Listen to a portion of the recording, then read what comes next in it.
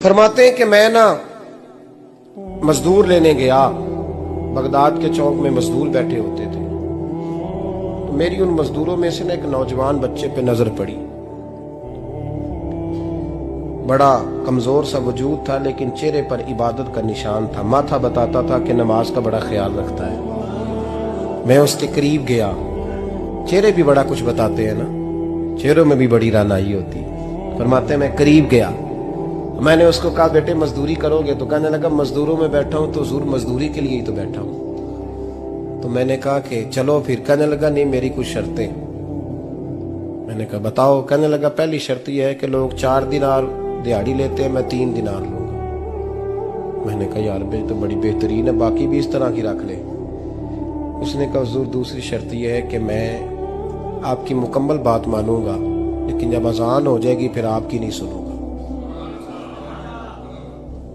तीसरी बात उसने ये की कि हुजूर मैं आपके घर में काम करूंगा पर आपके किसी सवाल का जवाब नहीं दूंगा। कहते मैंने कहा यार तू बड़ा अजीब है, शर्तें तो मालिकों की होती हैं। कहने लगा जी बहरहाल मैं शर्तें लगा के जाता हूं। फरमाते मैं उसे घर ले आया। काम मैंने उसको बताया तो जो काम मजदूर सारे दिन में करता है ना, उसने 2 घंटे में कर दिया। हमारे मजदूर सिगरेट पीने में भी तो आधा घंटा लगाते हैं, वो चाय पीने जाएं तो पौना घंटा। वहां उनको भी तो दयानतदारी करनी चाहिए कि नहीं करनी चाहिए? ने मुआहदा किया है ना जी, तो पूरा उतरना चाहिए ना। कहते 2 घंटे में। अब काम जब बंदा शुरू कराता है तो काम और निकल आता है। कहते काम मैंने उसको और बता दिया, वो करने लगा। उसने मिट्टी निकाल के रखी थी बाहर रास्ते में, तो अजान हो गई जोर की। उसने वहीं कुदाल छोड़ी कही और चलने लगा। तो मेरा बेटा कहने लगा इसको जरा बराबर कर दो। कहने लगे चुप कर जा, तेरे बाप से बात हुई थी, जब अजान होती है तो मैं किसी और की नहीं सुनता, सिर्फ अल्लाह रसूल की सुनता हूं। कहते मस्जिद चला गया, नमाज पढ़ के आया तो दोपहर का वक्त था। मेरी बीबी कहने लगी इसको को खाना खा ले। कहते हमने कहा खाना खा लो। तो कहने लगा मैंने रोजा रखा हुआ, रमजान भी नहीं था, नफली रोजा रखा हुआ। फरमाते हैं शाम हुई, मैंने 3 दिनार दिए। तो मैंने कहा तेरा नाम क्या है? कहने लगा मैंने आपसे कहा था मैं किसी सवाल का जवाब नहीं दूंगा। वो चला गया। अगले दिन मैं फिर लेने गया उसे, काम कुछ और निकल आए। तो लोगों ने बताया वो सिर्फ हफ्ते वाले दिन आता है। मैंने कहा क्यों? कहने लगे जी वो कहता है मेरा हफ्ते का खर्चा 3 दिनार है, जब 3 दिनार कमा लेता हूं तो बाकी सारा टाइम अल्लाह रसूल की जिक्र में गुजार दिया करता हूं। फरमाते हैं जी अगले हफ्ते मैं फिर लेने गया। मैंने पूरा हफ्ता इंतजार किया कि काम उसी से कराना है। मैं जब गया तो मैंने कहा चलो। कहने लगा मेरी शर्तें याद है ना? और मैंने कहा याद है भाई, साथ चल। फरमाते हैं काम कराया। 2-3 हफ्ते वो आता रहा। 1 हफ्ते में गया तो लोगों ने कहा हुजूर आज नहीं आया। क्यों? कहने लगे बीमार हो गए। कहाँ घर है? कहने लगे बगदाद के कब्रिस्तान के पीछे जो कच्ची आबादी है उसमें रहता है। फरमाते मैं गया, दरवाजे पे दस्तक दी तो कहने लगा हुजूर आप हैं? दरवाजा खुला है, आ जाइए। फरमाते हैं मैं अंदर गया तो मैंने कहा तुम्हें कैसे पता चला मैं आया हूं? कहने लगा हुजूर अल्लाह वाले हो, आप नहीं आना था, वरना अमीर तो गरीबों का पता लेने कोई नहीं आते। कहते मैं करीब गया तो कहने लगा मैं आपका इंतजार कर रहा था, तेज बुखार है, तप रहा। जेब से कुछ पैसे निकाले। कहने लगा ये पैसे रखने। एक अंगूठी निकाली।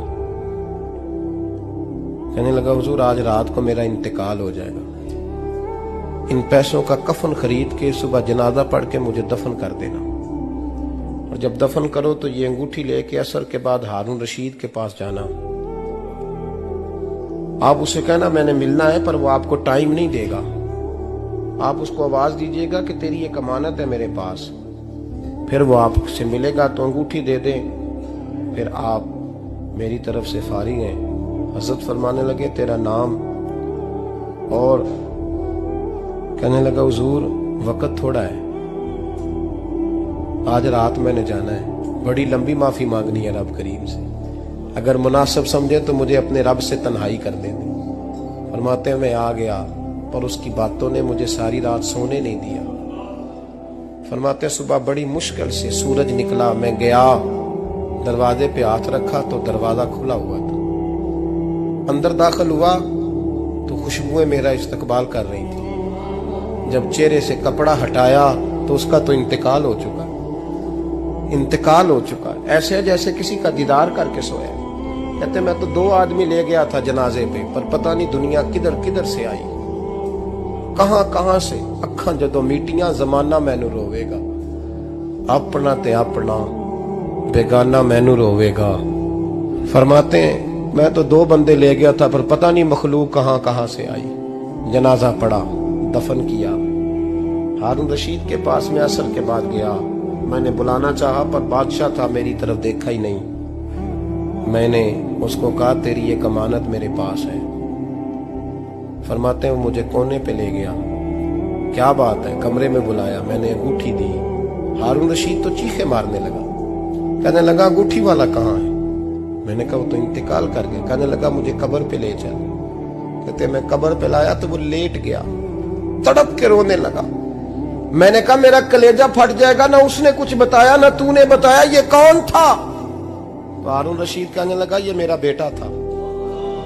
मैंने कहा तेरा बेटा और मजदूर? कहने लगा हुजूर ये हजरत दाऊद ताई के पास बैठा करता था, उनका मुरीद था।